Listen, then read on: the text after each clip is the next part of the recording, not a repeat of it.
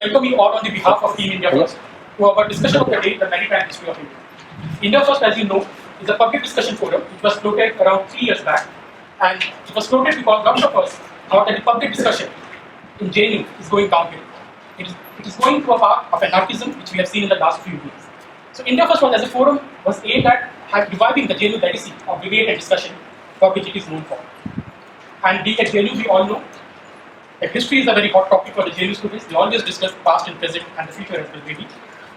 But as the history we discuss in this campus, we are always missing out certain things. In our discussion in history, in tribal history, in Dalit history, is always lacking. In our discussion of history, the history of technology is always lacking. In our discussion of history, the India's interaction with the world is always lacking. As we know, India has always been a trading civilization. Since the Harappan times, India has been having contacts with all the corners of the world, from Roman Empire to Arabia to Africa to Southeast Asia. And this interaction has shaped India's civilization in a decisive manner. So to discuss on this issue, we have with us Sanjeev, who hardly needs an introduction. He's a leading financial economist, and he's also a best-selling author. His book, Land of Seven Rivers, History of India's Geography, is one of the best-selling history books in India. So I request Sanjeev, please come and give his talk. Thank you, Abhinav. I'm a little concerned that I've been asked to bring order to disorder. None of my students through my educational career would have believed, none of my teachers in my educational career would have believed that I would be called on to do something like that. The theme of my talk today is the maritime history of India. And the reason I think it may be interesting to many of you is that India is one of the great maritime countries in the world through history. And unfortunately, much of the history that we learn in our textbooks is very much continental oriented. So if you aren't a specialist, you could be forgiven for thinking that Indian history is really about a series of dynasties who ruled Pataliputra, followed by a series of dynasties who ruled Delhi, all the way to the present day. So my idea is to hopefully give you some flavor of another history. And it is not just a theoretical, sentimental view of history, because it has genuine implications for the way we think about our world today. Because if you take a continental, sort of Delhi-centric view of Indian history, you will get the impression that our neighborhood is about China and Pakistan. But if, in fact, if you think about a maritime worldview, then our neighbors are Indonesia on one side, Oman on the other side. I'm not just taking into account of Sri Lanka and Maldives, but even further out, perhaps as far as Vietnam. Because that is sort of, in a sense, the ecosystem of our history. And so I'm going to give you a flavor of that. I don't have a very long period of time, and I don't want to bore you with a long monologue. So I will be necessarily selective in the way I'm going through it, just to keep the story flowing. But hopefully I will be able to give you some sense of it. Incidentally, what I am talking about is to some extent derived from a book I will be publishing later this year on the, it's called The Brief History of India's Geography. It has a main title, but we haven't yet decided on that. But it's a brief history of India's geography. Now, the landscape of the Indian Ocean that we are going to deal with, one thing to remember about it is that it is a living landscape. It is not a dead landscape. The coastlines are continuously changing due to tectonic as well as rising and shifting shorelines. And this is a very important thing to remember as we go through much of what I will speak about. Now, if you came to this part of the world, the Indian Ocean rim, during the last ice age, which is more than 9,000 years ago when it ended, but really at its peak about 14,000 years ago, the coastline that you would have seen would have been very, very different. Much of the world's water was stuffed in these massive ice sheets that were covering much of the northern hemisphere, but also parts of the southern hemisphere. And the water level was as much as between 100 to 150 meters below where it is now. So as a result, for example, all of the Persian Gulf was actually a flat plain. What you see now as Gujarat was well inside inland, and the coastline kind of was a straight line which kind of went down south. Sri Lanka was a part of the Indian mainland, and all of the islands of Southeast Asia, almost all of them were part of one large land mass which we now call Sundaland. In fact, the ancestors of the Australian Aborigines actually literally walked across all of Southeast Asia and then made a small hop across to Australia. So that was the landscape. Now, starting around 12,000 years ago, these melting glaciers and ice sheets began to fill out these coastlines. And from around 12,000 years ago, you have, for example, the Persian Gulf getting flooded, the Indian coastline getting flooded, ultimately Sri Lanka getting separated from India, and so on. And it is possible that the memory of this event, because it's quite a catastrophic event, is remembered in the flood myths of almost all cultures across the world. So, of course, there is the story of Noah, but also there is the Sumerian story of Gilgamesh. The Australian Aborigines have a flood myth. The Laotians in Southeast Asia have a flood myth. And of course, we also have a flood myth, the story of Manu and Matsya Avatar, the first, the first avatar of Vishnu. So there are all these flood myths, very difficult to tell exact history from it, but it is tempting at least to believe that it may be a memory of these times. But certainly by about 5,000 BC or so, thereabouts, the coastline began to sort of resemble the coastline that we would be familiar with, but it would still be somewhat different. I'm going to start with Gujarat because my story will start with Gujarat. And the coastline of Gujarat during Harappan times would have been quite different even from now. People think that sea levels rise in a sort of linear way and then fall in a linear way. That's actually not how it works. Within those big falls and rises, there are lots of variation. So during Harappan times, sea levels were in fact a little bit higher than they are right now. And the Saurashtra Peninsula was in fact an island. And you could actually go from the, the Gulf of Khambat through past Saurashtra into what was the Run of Kutch, because the Run of Kutch was actually navigable. And in fact, not only was it navigable, it had two major rivers flowing into it. There was the Indus, which originally used to flow, in fact, till the 19th century, used to flow into the Run of Kutch. And of course, there was this massive river, the Saraswati, which also flowed into this. And satellite photographs clearly show that these two rivers flowed into it. Even today, you can, with a little bit of messing around, you can tell that there are these two old channels going into it. And of course, climate was also quite different. It was significantly wetter than it is now. So what is now Balochistan was savanna-type area. Much of early human migrations actually happened through Balochistan. This is important to remember because today it's such impassable desert that we tend to think of that, people couldn't simply be going back and forth. That if you wanted in pre-modern times to go from Iran to India, you would actually have to go through Afghanistan. That is in fact not the case through much of history. So anyway, so you had this coastline, and in that coastline, cities began to spring up around in the 4th and then 3rd millennium BC, where they really begin to sprout out. And the largest of this that we have so far discovered is a city called Dholavira. Now, Dholavira is today well inland in the Run of Kutch. As I mentioned, the Run of Kutch is now a salt plain, which occasionally has, it's marshy in the monsoons, but otherwise salt plain. And Dholavira is sort of like a hillock in the marooned in the middle of this salt plain. But in Harappan times, it would have been an island, and it developed then into a major port. But there were other ports as well. And one of the other ports was Lothal, which I'm sure all of you from your history books will remember. It had this dry docks and so on. But the map of Gujarat that I just laid in front of you suggests that in fact it should have been possible to go from Lothal to Dholavira by boat. And similarly, there was on the other side, on the northern side, an entry from what is now Dwarka, where there was there's still an island there called Bet Dwarka, where also a lot of Harappan artifacts have been found. So obviously we are guessing, but it seems like basically what was going on, that there was this network of ports in Gujarat, where they were sailing back and forth out of it. Those coming from the south would probably have gone through Lothal, which was possibly a customs post before you reached Dholavira. And there was probably another customs post for those people who were coming in from the west at Bet Dwarka. And then they made their way to Dholavira, probably did some trading. And then perhaps some of these chaps made their way up north through the Indus, and while the Saraswati was flowing, up the Saraswati as well. Now, who were these chaps trading with? Now, we have very good evidence that they were trading at least with the following places, because a lot of seals and Harappan goods have been found all along these areas. One of them is Oman. There are a lot of Harappan artifacts found scattered all over Iran, further inland in Bahrain, across the straits in Iran, in eastern Iran, there is a newly discovered civilization called Jiroft. We don't know what they call themselves, but the area is called Jiroft, so it's called the Jiroft civilization.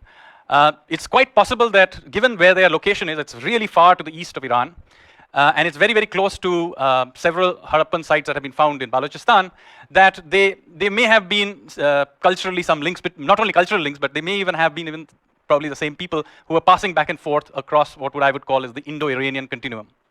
And then further out towards Mesopotamia, there were all these settlements going all the way up, the Sumerian settlements, and in many of them, seals and other Harappan artifacts have also been found. In fact, they've even found the records of a people called the Meluha, who the Sumerians claim to have been trading with, which sounds like they were Indians. There are many indications they were possibly the Harappans, and there were even a story about some settlements of Harappans living there.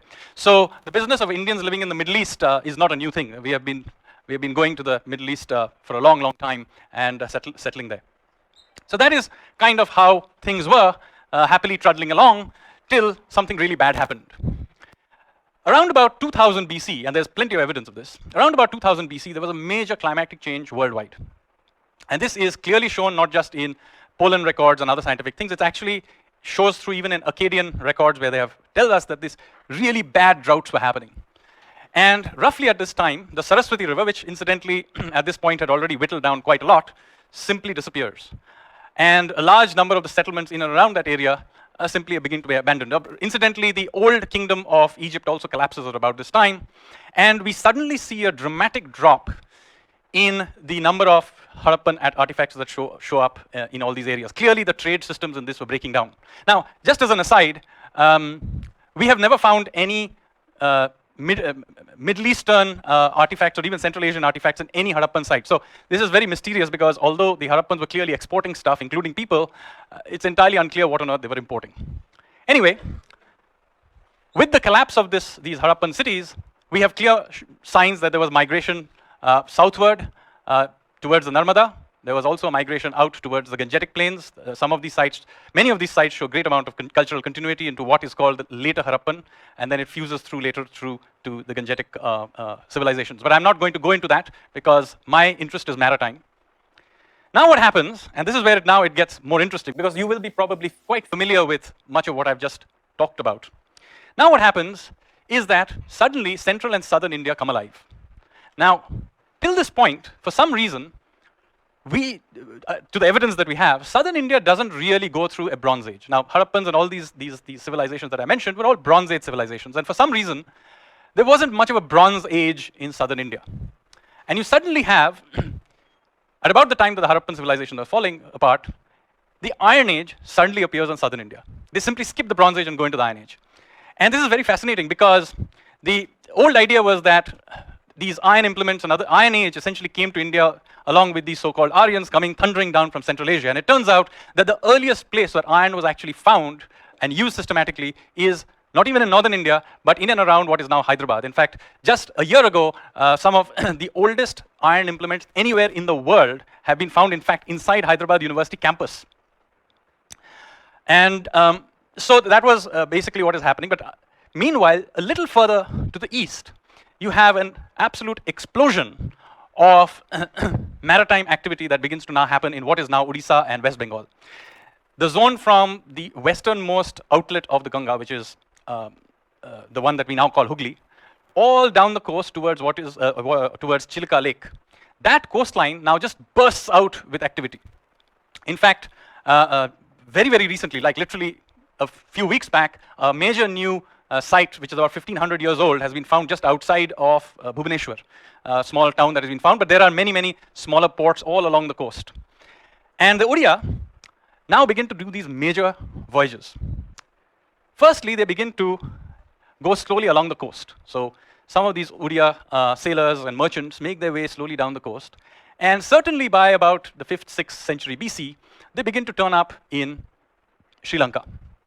And this is quite interesting because you would think that the people who would begin to populate Sri Lanka would be the Tamils and the Keralites who are right next door, and they possibly did go to the northern bits. But the first clear signs of what would you call civilization, so to speak, turns up with these people who are clearly coming from significantly further out. Now, there were already some people living there, called the Veddas, but the major group of people suddenly begin to turn up. And they're not just going down south.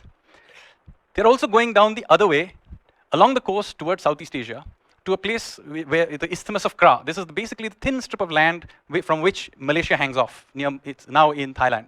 And they're going over there. And then some of them just hop across and then begin to sail across the Gulf of Thailand towards Vietnam, southern Vietnam, and Cambodia. we now actually have some records, at least in oral histories and some inscriptions and in old mythologies, of what was possibly going on. In fact, the founding myth of the Sinhalese of Sri Lanka is in fact the story of Prince Vijaya, who claimed to be the grandson of a lion and a princess, a bit of the story that I have some suspicions about. He basically takes 400 or so of his followers. He's thrown out by his father, by the way, for behaving particularly badly. And he makes his way down the coast, and he turns up in Sri Lanka. And it is quite interesting that these people then begin to settle in, and the majority population of Sri Lanka today takes its roots back to this migration of people. Of course, this must have been many migrations afterwards, but they take their roots back to this migration. And they bring with them very interesting cultural motifs that are still alive. Let's take, for example, the idea of the lion. Now, the lion is there in the Sri Lankan flag, but where did it come from? Now, if you go to Odisha and wander around in some of the more older sort of settlements of Odisha, one of the things that will strike you is that many of them have got Narasimha temples. This is also true of Andhra, by the way. Even in Puri, the older temple is not that to Jagannath, but to Narasimha. And even today, when the bhog is first served, it's not taken directly to Jagannath, but is actually taken first to Narasimha. So the worship of Narasimha, or some sort of a veneration of the lion, was clearly a very important part of the culture of that area, which is all very odd because that is all tiger territory now. But there is also, incidentally, signs of that in Bengal, which is also tiger territory. But again, of course, that veneration of the lion continues to this day because Durga's Vahan is a lion. So I cannot explain why it is that maybe familiarity breeds contempt, so they didn't think much of the tiger, or maybe the climate was different and maybe there were more lions there, I do not know. But it is the case that there are plenty of lions in the iconography of this part of the world, and that gets transferred and has survived to this day in the Sri Lankan flag. Now, similar thing begins to happen on the other side as these guys begin to trade with Southeast Asia as well.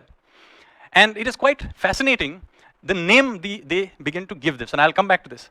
They begin to call, in the Indic literature, the term Naga is very, very commonly used for the people of the snake, the people of the serpent.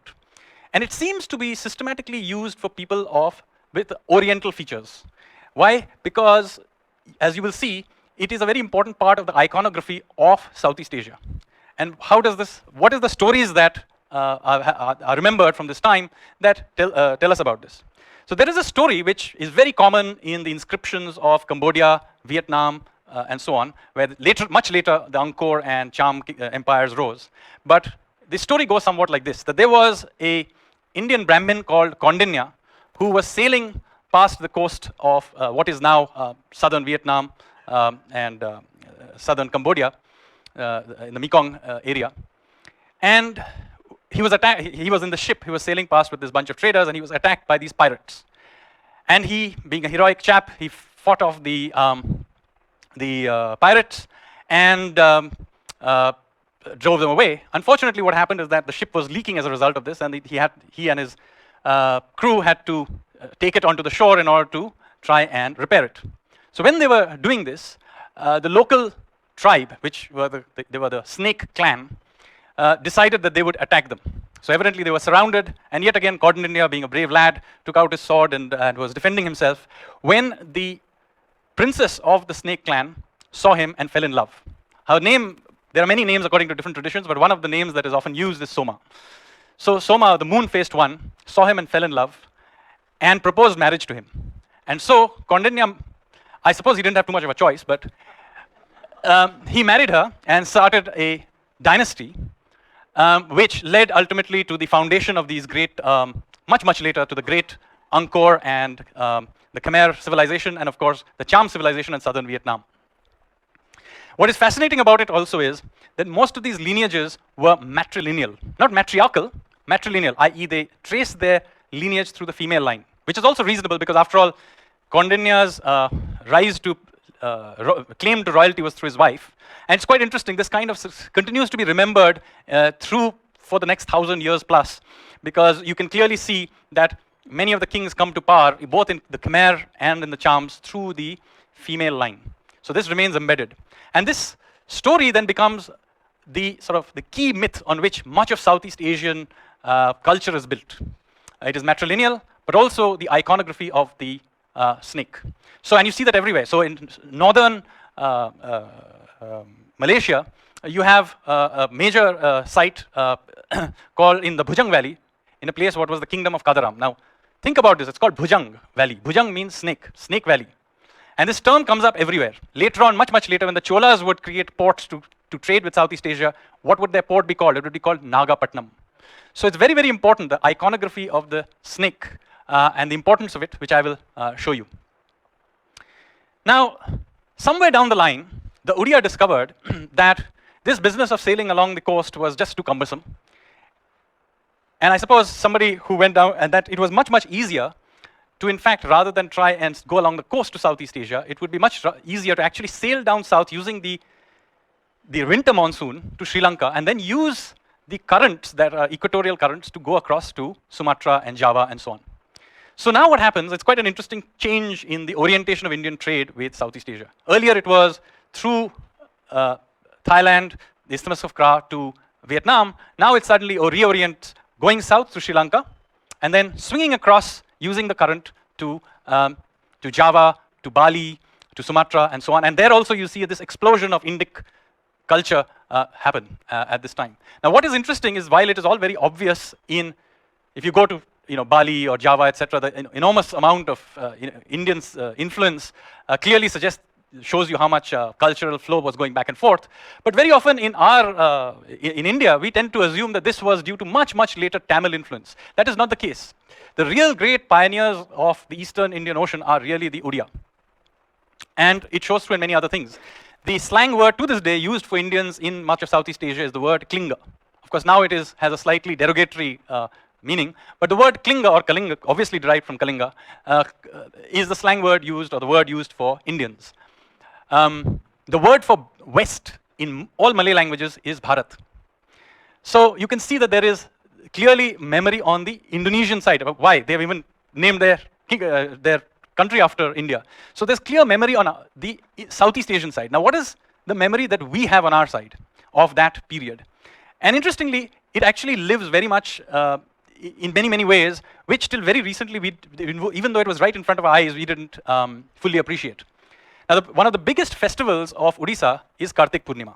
Now what happens in Kartik Purnima? In Kartik Purnima, basically, when the Purnima happens, you're supposed to get up before sunrise, and particularly the women and children are supposed to go to the river or sea or water body and put a small boat with a diya in it into the river or water body.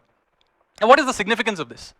The significance of this is the following. You see, around about Kartik Purnima, what happens? The winds change. They stop flowing from south to north and begin blowing from north to south.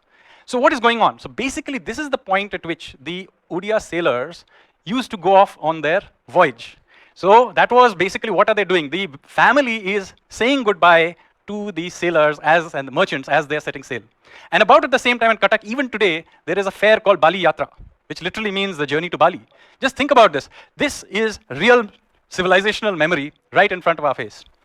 And I have witnessed this myself a couple of years ago. I went and witnessed a fascinating event on the beach in Konarak.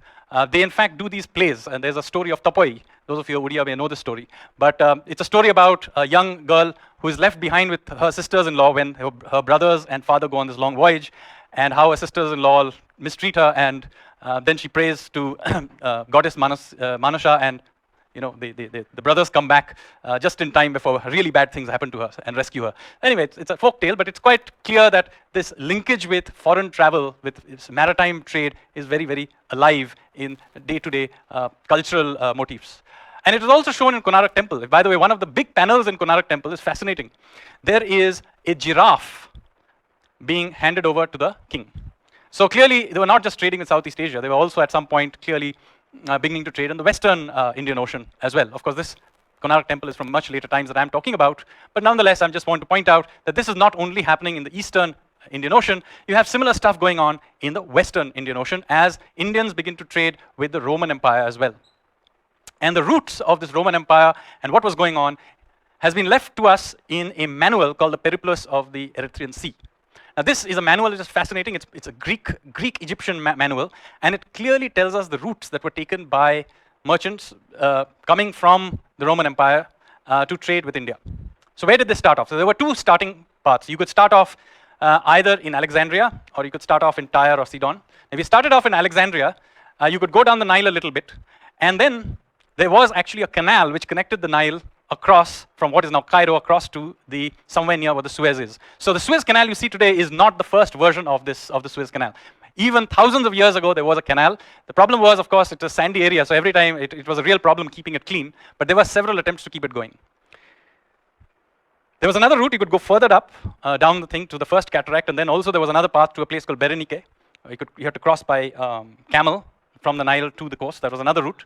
And then there was another route which I mentioned, which was from Lebanon and what is now Israel area, across through the desert, through the ruins now of Petra. That was why Petra was so rich, because it was a caravan route, and then it reached a place called Aqaba.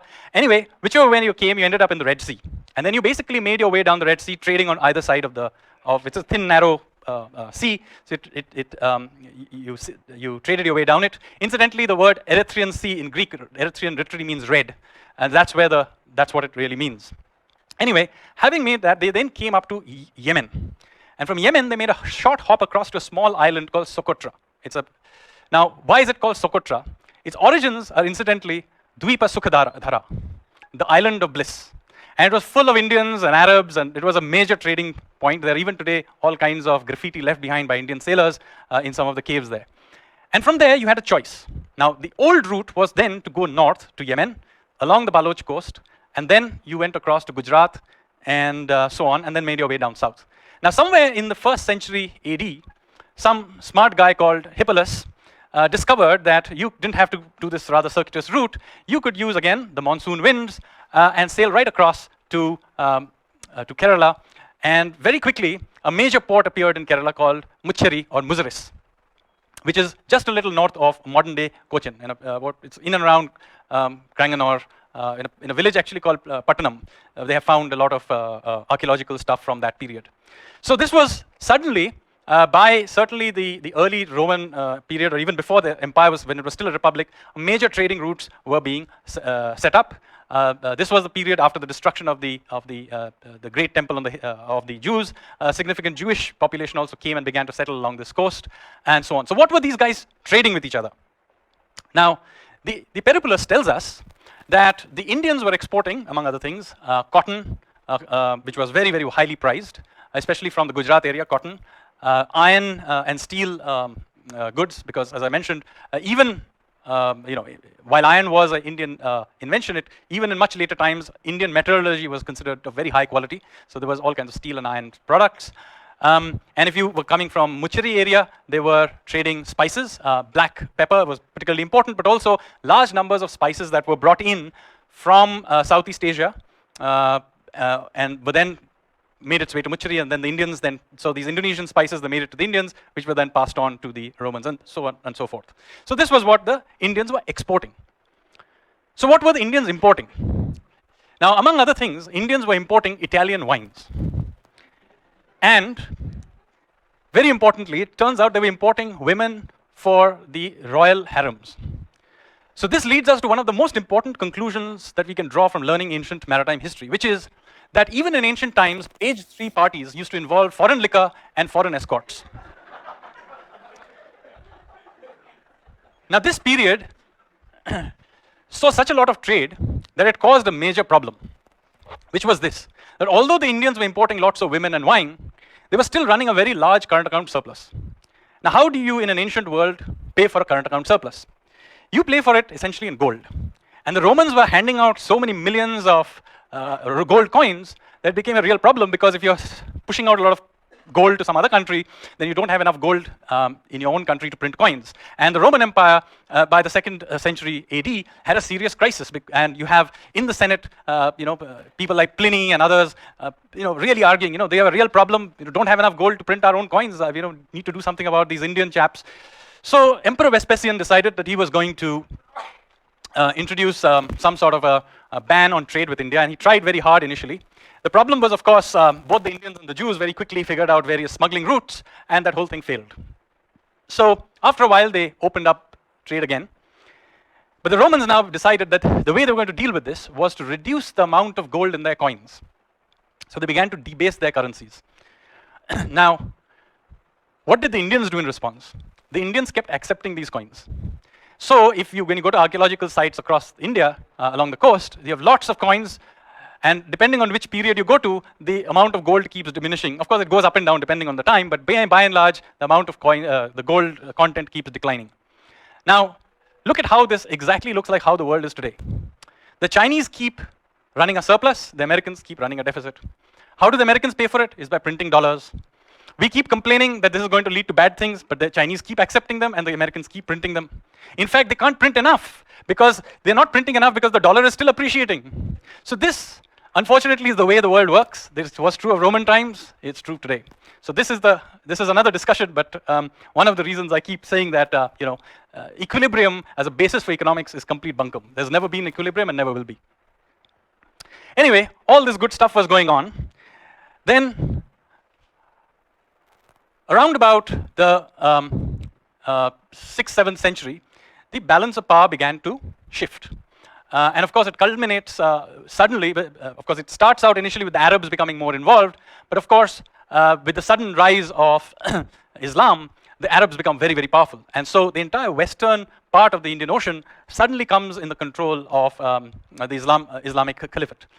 And they impose then for the next 1,000 years or so, a little less than 1,000 years, an almost total information blackout towards Europe. And this is the reason that the likes of Vasco da Gama and Columbus would have so much trouble trying to find out information about India, because although in ancient times the Europeans knew a lot about India, they were really blacked out for a significant period of time. But that does not mean that the Arabs themselves didn't take advantage of the situation. They were heavily trading with India. Not many people realize that the second oldest mosque in the world is in India. In fact, not very far from the site of Muziris. It's called the Cheruman Mosque. It was built while the Prophet was still alive. In fact, before he had even conquered Mecca, he was still in Medina.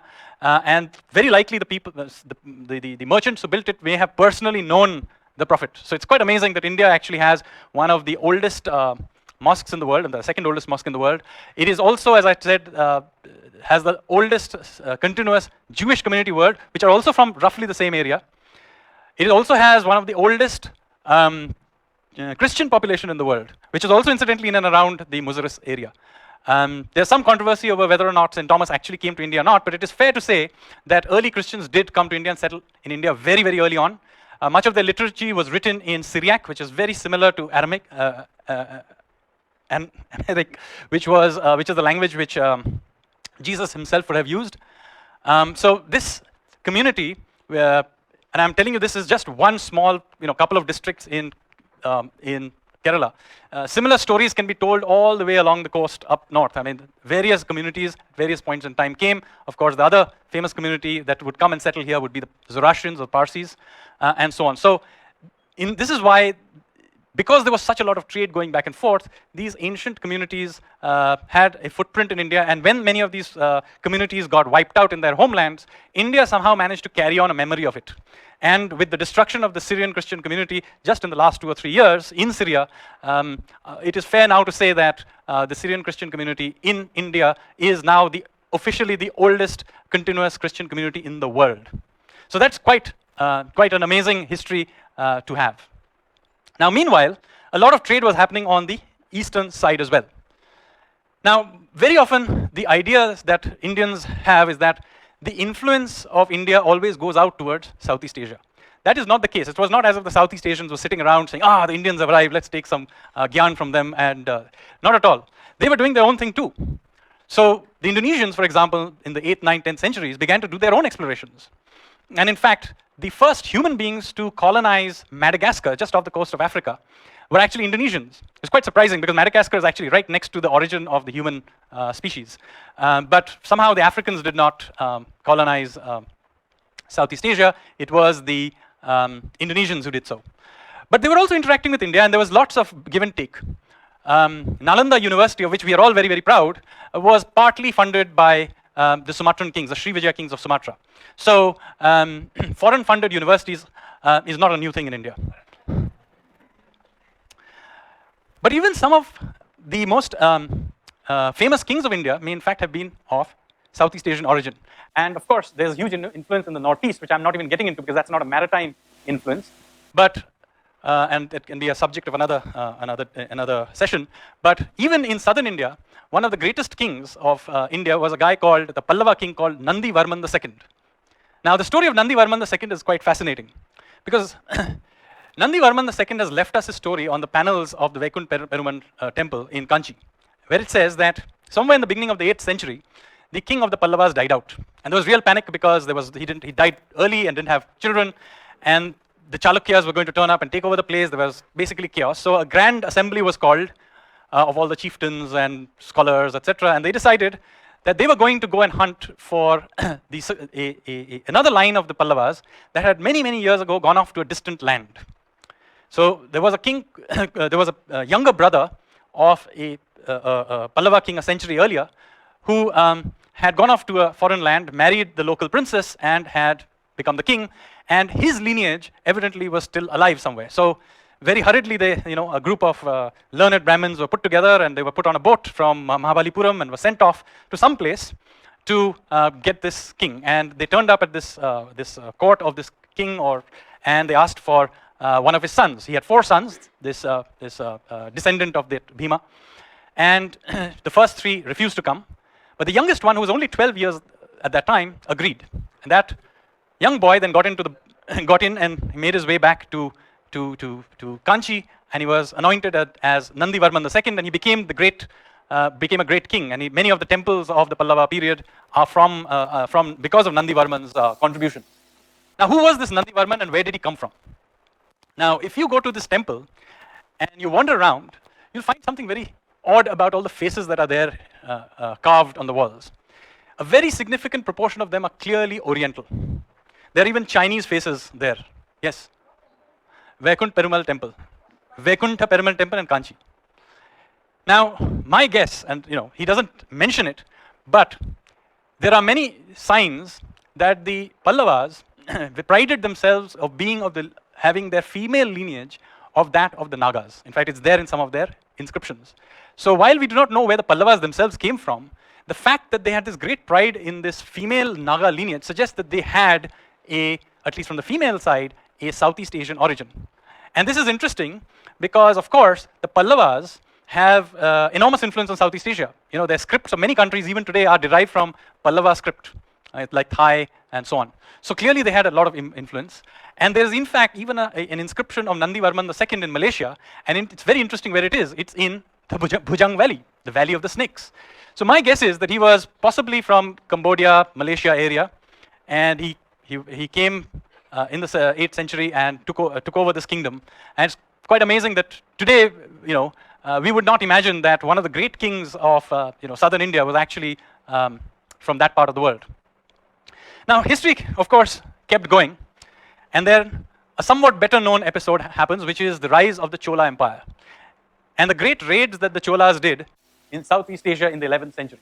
Now, why were the Cholas doing raids on Southeast Asia in the 11th century? Now, we don't know for sure, but one of the reasons, very likely reasons, and there's some circumstantial evidence to back it up, is that it's very likely that the Cholas and the Song Empire of China were trading heavily with each other. There are in fact lots of remains of Hindu temples along the coast of China from roughly that period. And it seems like the Srivijaya may have been kind of getting in the way and asking for too much toll. Now, like all Indians, when faced with high tolls, they go berserk. And you see that every day on Indian highways.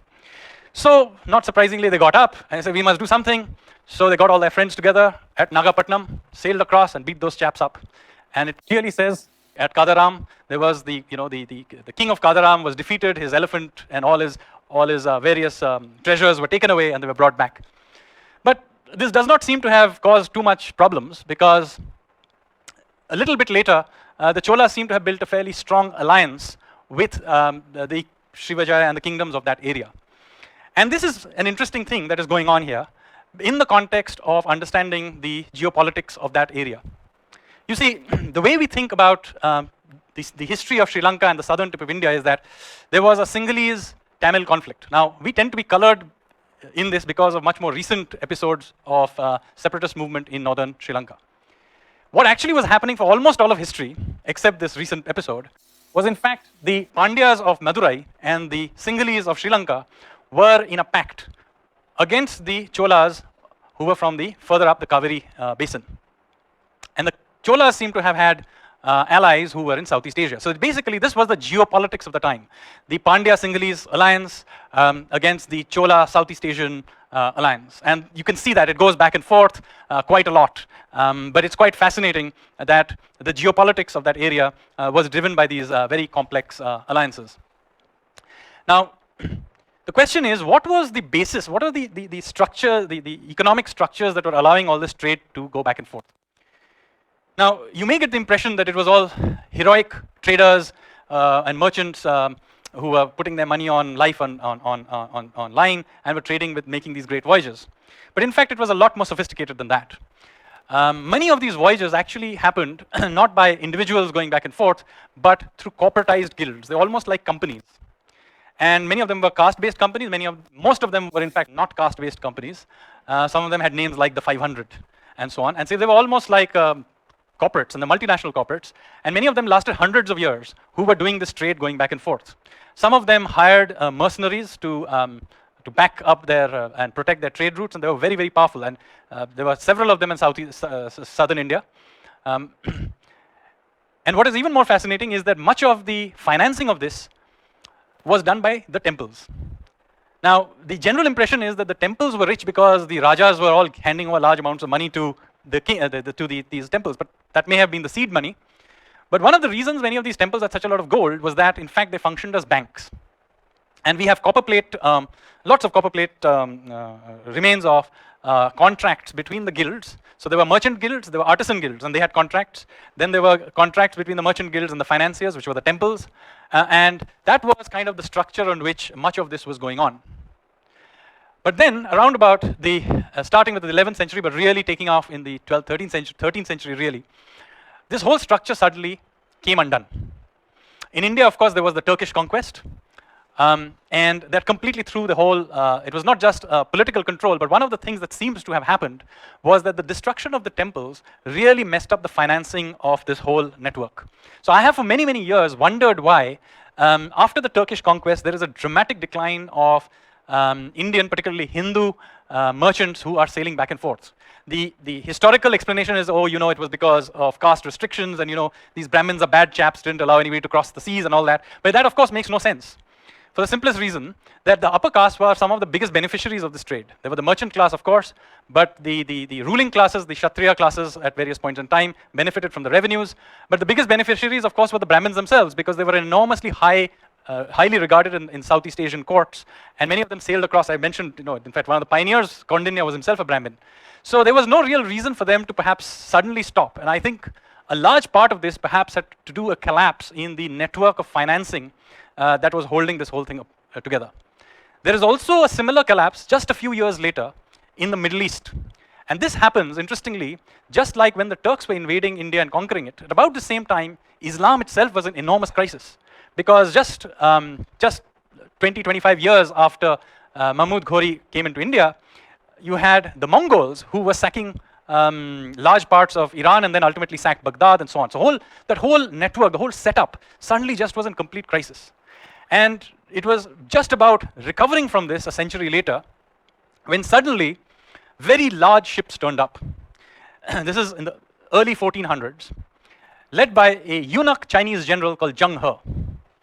And he brought these massive ships. I mean, these ships were really enormous. I mean, they are modern scales. And this huge series of treasure ships that came in the early 1400s that made voyages through Southeast Asia to India, making its way to Africa. And there were a series of them, led by this General Zheng He, who was a eunuch, incidentally.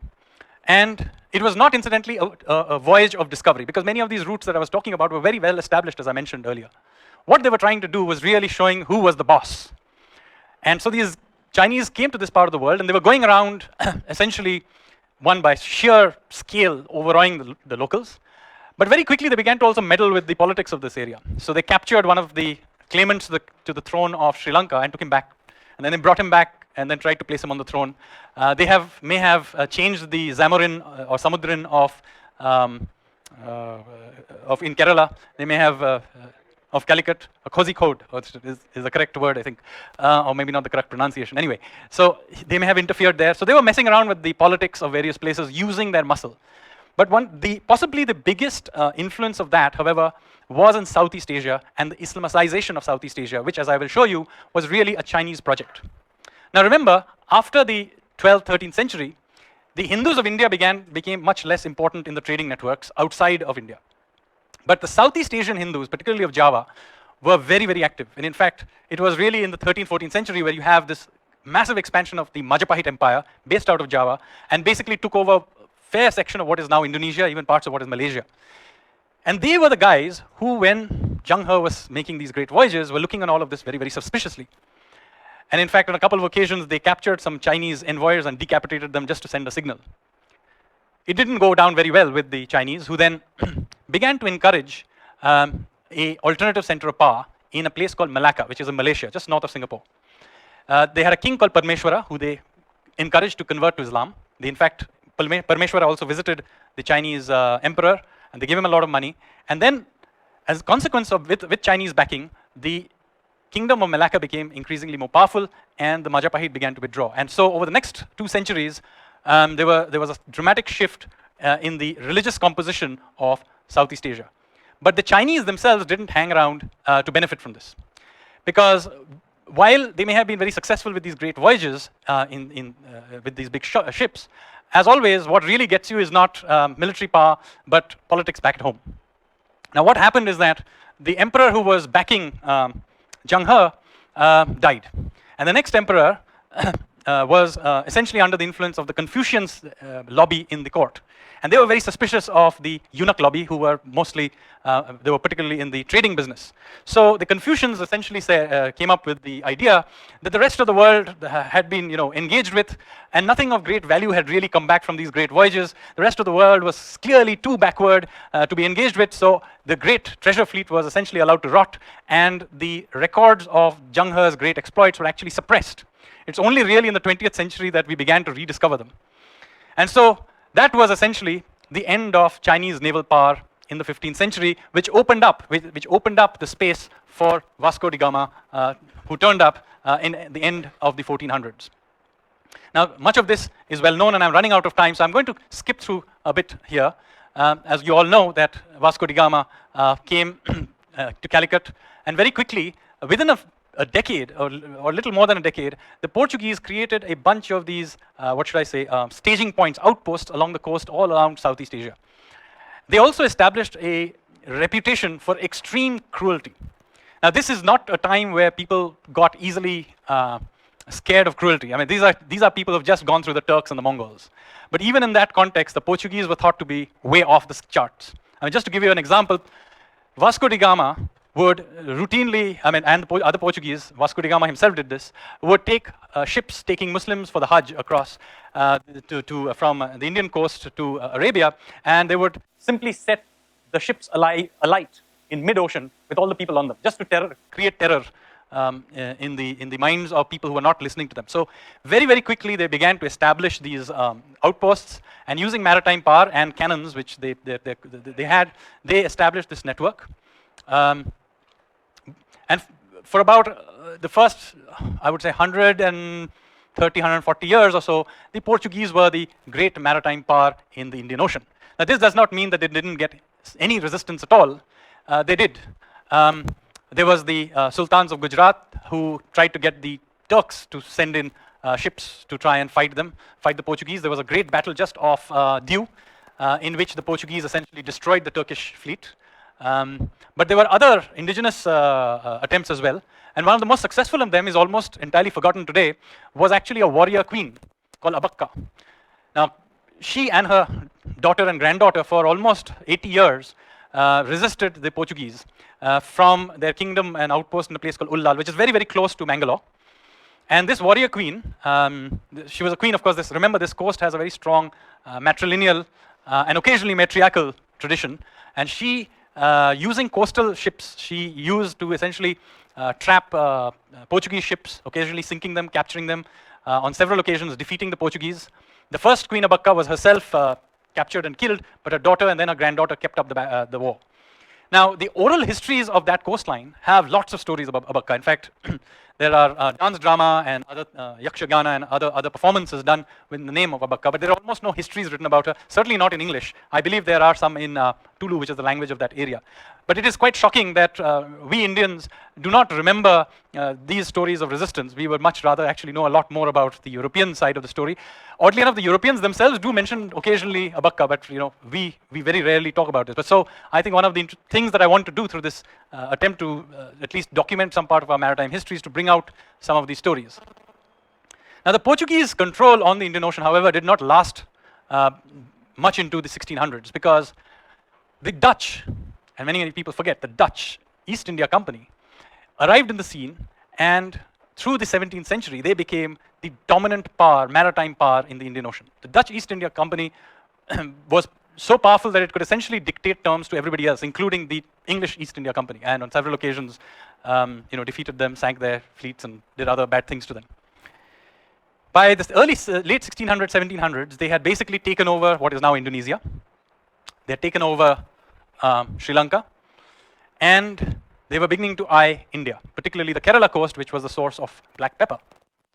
When they came up against a very tiny kingdom ruled by a chap called Martanda Varma. Now, Martanda Varma, again, unless you happen to be from southern Kerala, you probably have never heard of him.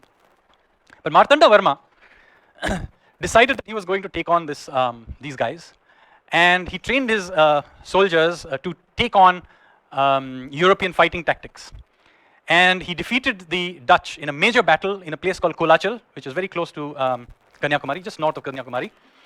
And he completely decimated them. And if it hadn't been for Martanda Varma, I would have been giving this lecture to you in Dutch.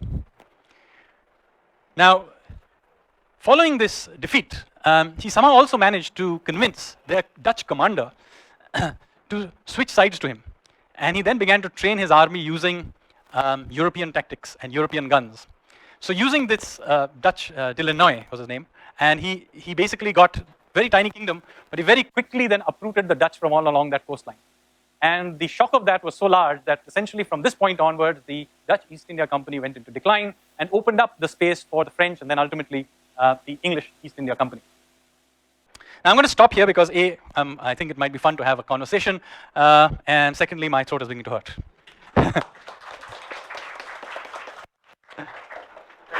Thank you, Sanjeev, for a wonderful talk. We can have a small question and answer session. How much does Shaivism shape the civilization spreading from the Maritime? First of all, you've got to remember one thing. This idea that Buddhism and Hinduism and all these things are separated out as separate things is not quite true in ancient history. They were seen as being part of the same continuum, and they very much spread together. Even in places where you would think that it was Buddhism that was spreading, it's actually a mixture of sometimes. So even in Sri Lanka, as ancient Buddhism, and even in many ways, modern Buddhism in Sri Lanka, is very much got lots of mixtures of Hinduism in it. In fact, the most sacred temple of the Sri Lankans, which is in Kandy, the temple of the tooth, if you go visit it, you have to first pass through a series of Hindu shrines before you reach the main temple. And this is in various ways true even in Southeast Asia. Even in Japan, the Japanese, one would think the main influence is Buddhist, but in fact you go to both Shinto and Buddhist shrines in Japan even today, and there are shrines to Saraswati. Vedic homes are done in many of these temples. So this separation, first of all, I would like to point out, is a fairly arbitrary separation. They were seen as being generally part of some people had a preference this way, some people had a preference that way, but they flipped around quite a lot. Now, Shaivism, however, in particular, had a stronger influence in certain parts. Certain periods of Cambodian and Khmer history and Cham history, that's the Vietnamese history, was heavily strongly influenced by Shaivism. Although the Cham kingdom was sacked in the 15th century and then went into severe decline in the 17th and 18th centuries, there still is today about 50,000 Vietnamese Chams who follow Hinduism, and they entirely follow Shaivite Hinduism. About a year ago, I actually visited Vietnam and met some of them, and they told me a very fascinating story that to this day they believe that when a Cham dies, Nandi comes to take their souls and takes it to their holy land in India. So there remains a very strong influence of Shaivism, but this is also there scattered across. Of course, Bali remains a major center of Hinduism in Southeast Asia, but there are scattered communities of Hindus even in Java. And then there are other sort of second order influences which are there in many other ways, even in Buddhist countries. So there is enormous influence of Shaivism, to answer your question. Yeah, I will go down that way and then you, yeah? West and India connect. Yeah. Particularly on Oman. In 17th to 17th century, before the British came to the picture, in the state of Hormuz and others, they were a connect of Tipu Sultan with Omanis. 18th century, late 18th century. 18th century. And they eventually were well known for building the ships, very large, big Yes. ships. And those ships were the catalysts of carrying out for all the trade in the entire So region. this link between Indians and Omani is much older than that. Much older than that. Going back to Harappan times. Exactly. And in fact, the 18th, 19th century ships are the last phase of this. The earlier phase of this. And they have been logging the Indian woods from Himalayas. Yes, and it's also, exactly, in fact, they would very often get the ships constructed on this side and taken across. Not just south of Bombay, there are still that old style of making ships is still alive. And you have been mentioning about the large ships coming out from Greece to this part of the hemisphere. Actually, those logs, the ships were built of the Himalayan woods. No, not Himalayan woods. There were two types of trading. They have been trading between Oman and the Middle East. Yes, but not Himalayan. So I've looked into this. There were two types of ships going back and forth. So there were the Roman Egyptian ships, which were built with very often with Lebanese wood, was one of the ways, and they were nailed together very often. But the Indian ships and Omani ships and the Arab ships were not built by nailing them together. So they were either made from some wood coming from some parts of Africa or from the Western Ghats, but they were actually interestingly tied together. They were stitched together. Stitched together. Yeah. There was a reference I read somewhere that the ship hemisphere. Actually, those logs, the ships were built of the Himalayan woods. No, not Himalayan woods. There were two types of trading. They have been trading between Oman and the Middle East. Yes, but not Himalayan. So I've looked into this. There were two types of ships going back and forth. So there were the Roman Egyptian ships, which were built with very often with Lebanese wood, was one of the ways, and they were nailed together very often. But the Indian ships and Omani ships and the Arab ships were not built by nailing them together. So they were either made from some wood coming from some parts of Africa or from the Western Ghats, but they were actually interestingly tied together. They were stitched together. Stitched together. Yeah. There was a reference I read somewhere that the shipbuilding techniques, those days was the technology per se, were actually taken from Oman to Egypt, and Egypt was entirely dependent on Oman for building. Yes, so there was two different types of ships going back and forth. So the European style, but the Indo-Arabic style was basically of stitching. So, and there is a lot of controversy over why did the Indians and Arabs prefer a stitched stitching system, because ultimately it cost these guys a lot because if the cost was very high. No, it came as a cost because it couldn't carry cannons later on. So later on, when the Portuguese came, one of the reasons Indians could not adapt quickly was their shipbuilding technique did not allow the stitched ships couldn't take cannons. But why did they, for the previous almost 1,500 years, build this peculiar kind of ships? Because after all, they knew about iron. Iron is actually an Indian invention. They even knew how to do rust-proof iron, as we know from the thumb in Qutb. So why didn't they use nails? And the reason for that is quite the most logical reason for it is the following. You see, they were sailing back and forth during the monsoon because they were using the monsoon. Now, if you look at the Indian coastline, there aren't very many harbors. So when you came towards very close to the coast, or if you were trying to take it up a river, you were dealing with sandbars. Or since there were no harbors, you would have to basically drag these ships you would have to drag it onto the beach. Then you had to go through the Maldives. There was high risk that you would get stuck in an atoll. So basically what you wanted was a ship who had somewhat flexible hull that would not fall apart if you hit a sandbar. And the premium of this was high enough that you were willing to take the inefficiency of having a stitched ship. So that is the most likely reason why this is. In fact, this technique is still alive in a few villages along our coast. I'm trying to document it, and I'm trying to encourage the Indian West Coast, and even one or two places on the East Coast. I'm trying to encourage the Indian Navy to help me build one of them so that I can sail it while I'm still young enough to do it. Yes, there was a gentleman there. Why are prestigious books, NCRT books, state board books don't say No, because you see, no dynasty in Delhi came from Odisha. So it's not the NCRT book doesn't tell you. All the NCRT books are a history of all the dynasties from Pataliputra, followed by dynasties in Delhi. If you don't want to part of this narrative, it's entirely your fault.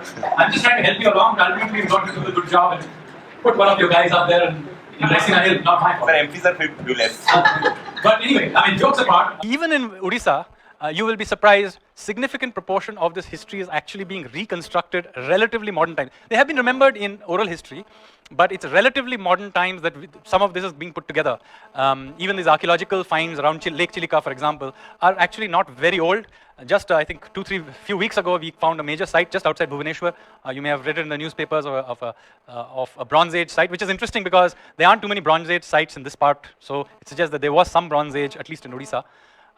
But yes, that history is finally being rewritten. It is also many other things need to be rewritten about this. For example, this whole idea about Ashoka and his relationship with Kalinga. I've said this in in a previous lecture, that this whole idea that Ashoka went to Kalinga, sacked it, then felt very sorry for the Odia and changed his religion and became a pacifist. There's in fact no evidence of this at all. By all indications, Ashoka was a Buddhist when he attacked Kalinga, having attacked and caused mayhem by his own admission, and there is actually, there is now the site of Tosali has been found, so there's even archaeological evidence of the carnage. He then did not become a pacifist at all, for the very simple reason, none of the Ashokan inscriptions in Odisha mention his regret. None of them. If you wanted to have such great regret and you wanted to apologize to the Odia, surely the place to apologize to them was in Odisha. In fact, the only place where he expresses his regret are in inscriptions which are now far away in places like Pakistan. And even those inscriptions, you have to read properly. So yes, he does this one nice paragraph, which is there in all your NCRT books, about how he felt regret. But just a couple of paragraphs down, he then says that, you forest tribes remember that notwithstanding the regret I'm feeling for what I did to those chaps, if you behave badly, I will do the same thing to you. So now if you think that is pacifism, that's your way of thinking. I'm of freedom of expression, but I have a different view. Yes, the gentleman there and then you. Angus Madison wrote his economic history, in which he documents that India ruled the economic history at least from 1st century to 15th century.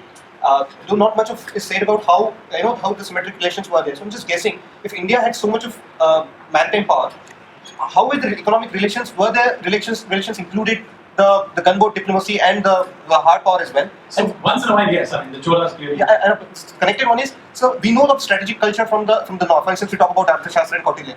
There is also a lot of strategic culture between Cholas and Pandavas, but that is not so much documented. Pandyas. That is not so much documented. How much of the influence do they have with the Southeast Asian? Enormous influence. I mean, you're talking about strategic culture. Yes, there is. So, off the top of my head, I can't quite remember. I think Surya Varman II, I think. Don't hold me to it, was one of the major kings of the Khmers of Angkor, and he in fact sent his chariot, his war chariot, as a gift to one of the Cholas, which was a major deal because you don't send your war chariot. So clearly these guys were sending these major gifts back and forth. They were signing all kinds of, they were dealing with all kinds of strategic maneuvers. Very often against first the Chinese were doing the same thing. I just gave you one example, but the Chinese were trying to build a relationship with the Srivijaya, while the Khmers were trying to do with South India. Then the Pandyas on the other side were doing with Sri Lanka. So all of this kind of interlinkages and movements were going on. In the middle of all of this, of course, there were the corporatized guilds, which were basically multinational companies, which also had their own armed forces. Many of them had, particularly Tamil mercenaries, which you see them popping up everywhere, including in the Sri Lankan army. Very often their crack troops were Tamil mercenaries. But you also see that on the other side. So I talked about Indian metallurgy, which is very, very influential in ancient history. But even in medieval times, the Middle East was importing lots of steel weapons and so on from India. In some ways, you could say the sword of Islam was Indian-made. So, and the technique of the Damascus sword, which was used in the during the Crusades by the Islamic side, was essentially made with Indian steel technology. And it's very likely they imported the metallurgists also, who were, again, I'm guessing here, but genetics and other proofs, circumstantial proofs suggest these guys became the ancestors of the gypsies. The Roma are essentially the descendants of Indian metallurgists and arms makers, steel workers who went there during the Crusades. They then later on worked with the Turks, who then, when they invaded Eastern Europe, they went to Europe, and that's how they spread. And even in Turkish records, you can clearly see the Roma are clearly involved in metallurgical type things. Their problem was, of course, they couldn't deal with the Industrial Revolution, which completely made their technology irrelevant. But even into the 19th century, they were very much involved in making small ironmongering kind of activities. So that is possibly the link to that. By the way, there were lots of Indian mercenaries everywhere as well. This is forgotten. Even in ancient times, there were Indian mercenaries, Indian mahouts and Indian elephants going all over fighting wars in the Middle East. In very ancient times, the Greeks were using them, the Macedonians and Greeks. Later on, even in Karbala, there is a tradition amongst one group of Punjabi Brahmins that one of their ancestors had fought for the Shia side in Karbala and had died there. So there are all kinds of things, and there are Indian mercenaries in many other places as well. This tradition that we have to this day, if you go, India is the largest contributor to the UN peacekeeping missions. So this is a very old tradition. Yes. So when you were saying about the Turkish invasion and the destruction of temples that was crippling down the financial thing, Yes. What I have studied from I tried to reach from so many sources, it was like temple and those other buildings, palatial ones, represented the power of the dynasty that existed before. Their destruction was inevitable. So that No, maybe inevitable, but you see what was happening, it was a network. So I'm sure some temples were in good times, bad times, and other things. But what happens is, in a very relatively short period, Malik Kafur, particularly, in one series of raids, he just demolishes it. So what may have been much more an organic process is suddenly uprooted in one shot and just doesn't recover. Now I'm guessing here, that, I mean, at the very least, it would have caused serious financial havoc. but it was for a very limited territory. It took a lot of time for the Turks to make a massive empire. No, it didn't. So this is one of the interesting things about this, is that the Indo-Turkic interaction for a long period of time is actually fairly balanced. So you have a Hindu kingdom in the 10th century in as far as Afghanistan, and they get evicted by Mahmud Ghazni's father, and Sebuktigin, and then Mahmud Ghazni, and then in the early 11th century, between 1000 and 1025, they make these raids, which are famously 17 raids. Incidentally, he didn't win all of those raids. Some of those raids he actually got defeated, particularly in Gujarat. Also, I'd like to ask about Nandi Varman, which was like in a very concrete manner says like he was brought up from somewhere for it. No, so he tells his own story Uh-huh. on these inscriptions. He doesn't mention specifically what his homeland was. That was my contribution to the conversation. That look at all the faces of these people. They look suspiciously like Southeast Asian. And even the names as well. Like it's Angkor was built by Surya Varman. Yes, so the Pallavas also had these Varmans at the end of it. Yeah. And about Shanghai, I was to ask. So like about Admiral Shanghai. Chandra. Shanghai. Huh.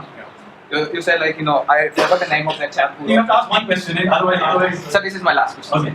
Yeah.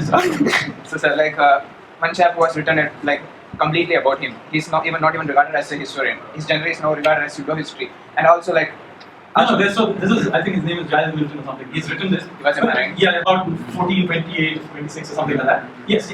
Well, he makes the case that the Chinese went to America before Columbus did. Now, my reading of that book is they certainly had the technology to do it. But having read the book, I was not quite convinced that they actually made the journey. The fact that you can do it does not mean you actually did it. So I think the evidence that they actually made the journey is much more circumstantial, and I think quite weak. But there is no doubt that they had the technology. I mean, in fact, the ships that the Chinese were using in the early 15th century are like, few hundred years ahead of what the Europeans would use to, conquer the Americas. So yes, I'll let some people here. Yes. Tell the maritime contribution of those people. Satavahanas, and yeah, the thing about the Satavahanas is, in fact, they're very sad that the Satavahanas are not more talked about in Indian history, because Satavahanas were one of the great dynasties. They ruled over most of peninsular India for hundreds of years, much longer than the Mauryas existed. And between them and an Odia king called Kharavela, they basically destroyed the Mauryan Empire at about 2 generations after Ashoka. I mean, after Ashoka, it already was in decline, but between Kharavela and the Satavahanas, they destroyed it. But having said that, the Satavahanas then went on to rule these areas, and they were, of course, given their geography, very much maritime. They were in charge of much of southern India when many of these Roman trade and other things were really starting off. So yes, they were very, very important. Similarly, the Vijayanagar Empire was absolutely critical. When the Portuguese turned up in Indian coasts, much of southern India, the southern half of peninsular India, or the southern 1/3 of India, whichever way you like it, but basically was ruled by the Vijayanagar. And Vijayanagar, the city of Vijayanagar, was in the early, in the 15th and early 16th century, till it was destroyed, the largest city in the world. And we have plenty of records, and Portuguese and Iranian ambassadors and travelers have written about it. There's plenty written about it. It's one of the most fascinating places to visit. In fact, 2 places you should see before you die, which I've linked to this. One is Angkor, and the other is Hampi, which is Vijayanagar. Yes. We are knowing that you are going to talk about maritime. So I have very small question, two questions, sir. One national level. One question, please, because I've run out of time in exactly 5 minutes. Okay, sir. Actually, in your speech, you talked about Mujris. So there is a project, sir, in Kerala, Mujris Heritage Project. Okay, sir, which is going to deal with the spice of Kerala, and they are going to again revive that legacy, that heritage. I can sing in that word. That heritage to Egypt, that country, sir, Gulf country, and even West. No. So Kerala has always had this link with Middle East and with the West. So it's at one point in history, this port, which I mentioned, Muziris, or Muchiripatnam, from the Indian pronunciation, was the biggest port in the world. This and Tamralipti. And so yes, they had these links with the Romans first, later on with the Arabs, and so on, till about 1300 and something, when the Periyar River, there was a big flood, and it completely destroyed. As I said, climate can be quite a devastating thing. It destroyed this port. And as a result of which, the main port activity shifted to Cochin and to Calicut. But before those, the main port was this Muchiri. Yes, last question, and we have to. Kandla port in Gujarat and the JNPT. A little bit, I would say, in Visakhapatnam and Cochin. Why isn't the eastern side of the country not as developed? Because it would be easier. But it's historically not necessarily true. The point is, if you look at long enough history, there have been points in history where the West Coast was more active and the East Coast was more active. So it's not like they're always even. It's flows and ebbs and all kinds of things going on. It happens to be that in recent times, the Western coast is more industrialized or entrepreneurial. Even in colonial times, remember the capital of India was Calcutta. So these things ebb and flow. I wouldn't read, even in the grand scheme of history, it probably doesn't matter. I've got to literally stop now because I've got to go somewhere. Thank you so much. Like, share, subscribe, and click on the bell to receive a notification every time a video is uploaded.